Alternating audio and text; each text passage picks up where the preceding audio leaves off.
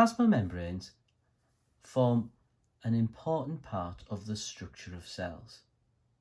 First of all, plasma membranes are found around the outside of the cell, and we would call that the cell surface membrane. But all the organelles that we've talked about before, mitochondria, chloroplasts, endoplasmic reticulum, and so on, they are all made of plasma membranes. And the structure of plasma membranes is very, very important. Plasma membranes have two main components, proteins and phospholipids. They both bring certain characteristics to the membrane to allow them to function as a unit that controls the movement of substances across the membrane. So what is a phospholipid? So a quick reminder, lipids are formed from glycerol and fatty acids. So these are fatty acids and this is glycerol. And when you combine them, you get a lipid. Now what can happen is that one of these fatty acids can be replaced by a phosphate group. And so what we would end up with, and this is an overview, is a phosphate group attached to the glycerol molecule, to which are attached the fatty acids. So here, this is still glycerol. This is a phosphate group. And these are fatty acids. This gives the molecule particular characteristics. It makes one side of the molecule hydrophilic, which means it likes water. This side of the molecule is hydrophobic, which means that it hates water. Now this is a very, very important feature of plasma membranes. So how are plasma membranes made up of these phospholipids and proteins? Well, the first thing we've got to think about are these phospholipids. And phospholipids, because they have a hydrophilic end and a hydrophobic end, tend to line up with each other.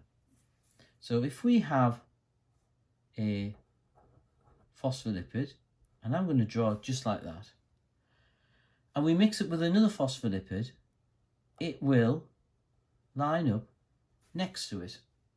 And the reason for that is these are the hydrophilic heads, the hydrophilic phosphate heads. They like water and they also like each other. These are the hydrophobic fatty acid tails. They hate water, but they do like each other. So if you get a few of these, they will start to line up like this. If any of these phospholipids are the other way around, then what will happen is it will flip so that its hydrophilic head will line up with the adjacent hydrophilic head, and the hydrophobic tails will line up with the adjacent hydrophobic tails. And in fact, we would get a layer of phospholipids like this.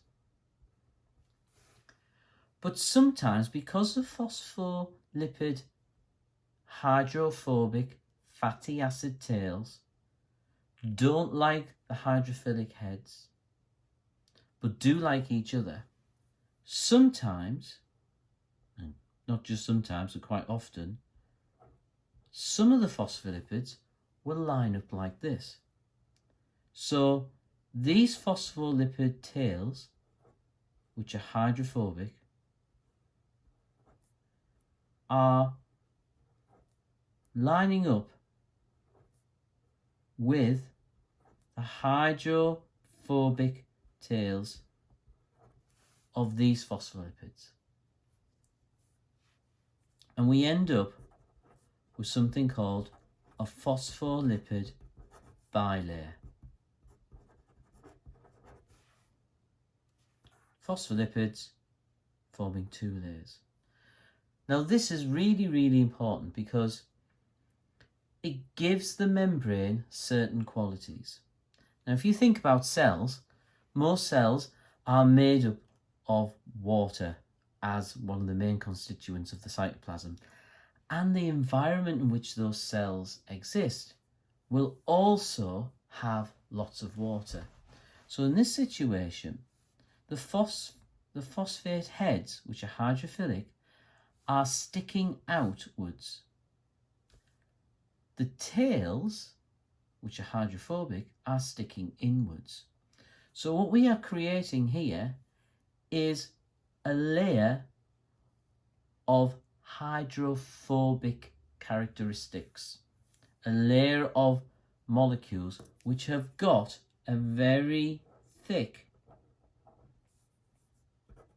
layer which is hydrophobic. Now if this is inside the cell and this is the outside of the cell, I said that the majority of the cell is made of water, but there's other substances dissolved in that water. So what you don't want is for water and other substances to leave the cell.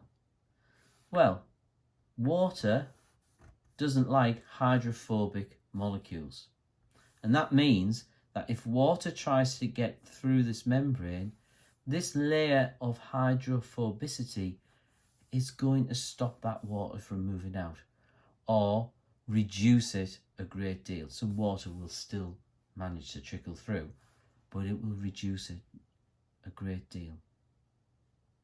So this layer, which is hydrophobic, is maintaining cell cytoplasm and is maintaining the structure of the cells. But the phospholipids is just one aspect. Another aspect are the proteins.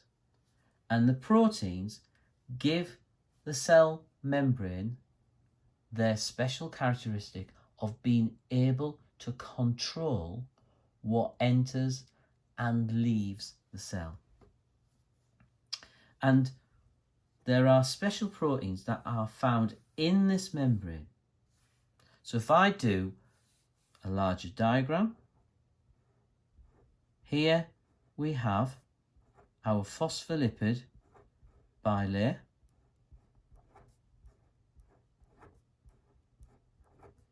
which we can see here. And then we'll have some proteins. And there's a protein. And then we'll have a few more phospholipids.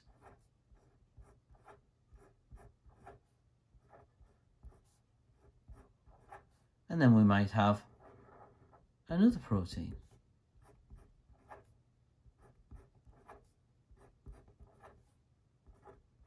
And this continues. We might have another protein down here. And we might have another long protein, which has got a little bit of a special shape going on, which I'll talk about in a minute.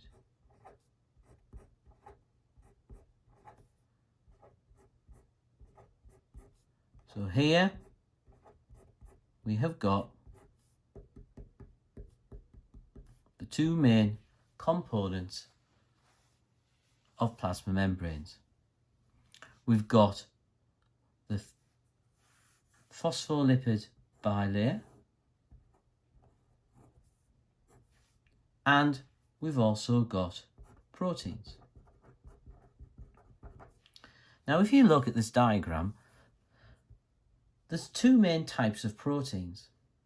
Some go all the way across the membrane, and these are called intrinsic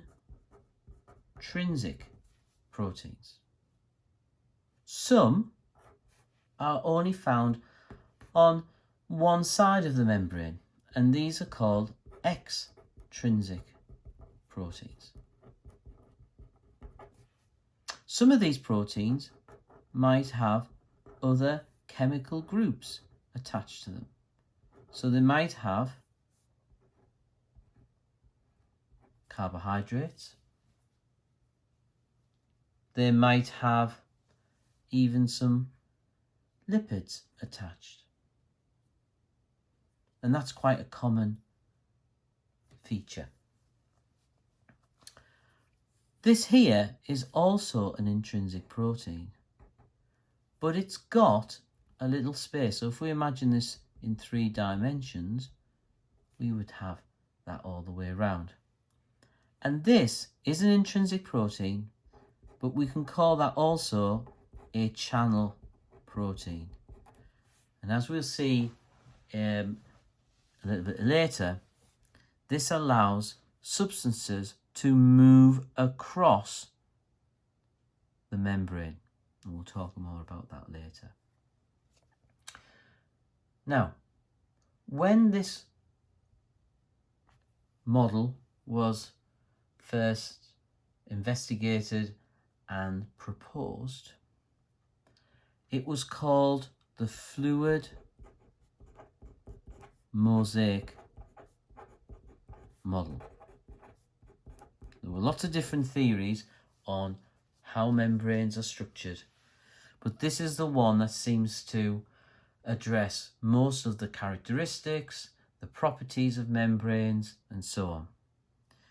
And fluid mosaic tells you two things about this. First of all, the mosaic bit is that these proteins are embedded in the phospholipids, a bit like a mosaic, which of course is a picture made of small pieces of tile that are stuck together to form the overall image.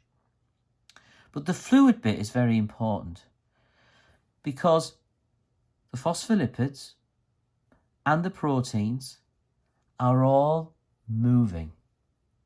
Okay, so everything is dynamic. They are moving around. So these proteins are moving in this diagram left and right.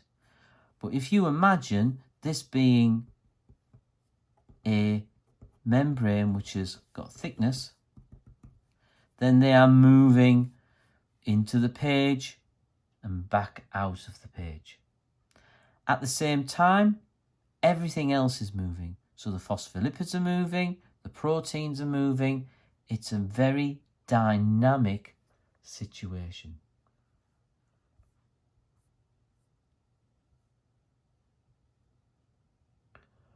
Also, in the membrane are molecules of cholesterol. Now, cholesterol, if you've heard of it, has got a very bad reputation.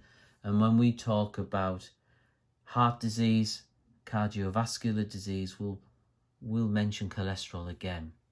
But cholesterol maintains membrane structural integrity. It gives the membrane quite a lot of strength, but it also gives it fluidity. And so it restricts the movement of the other molecules making up the membrane. And what that means is that you find more cholesterol molecules in membranes in animal cells rather than in plant cells.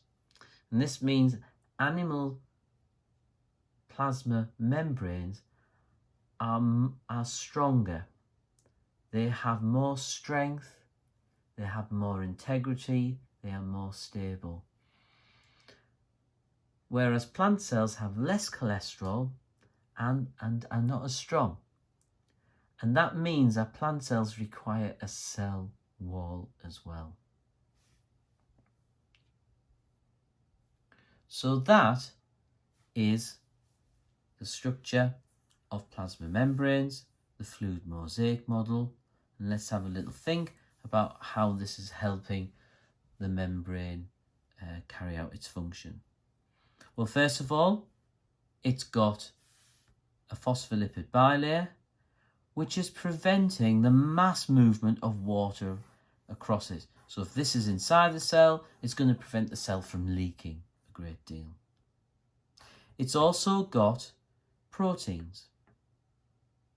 So what do these proteins do?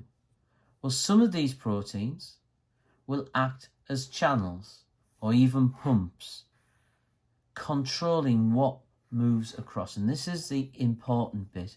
It is controlling what is moving across that membrane. Some are extrinsic proteins and they stick out one side. And these can act as receptors or antigens. And these are structures that stick out of the cell plasma membrane and allow other cells to recognize that cell. Some of these membranes might also have enzymes attached and allow certain substances to attach to them, a reaction to take place, and that might stimulate a process to take place inside the cell. So that is the structure of plasma membranes.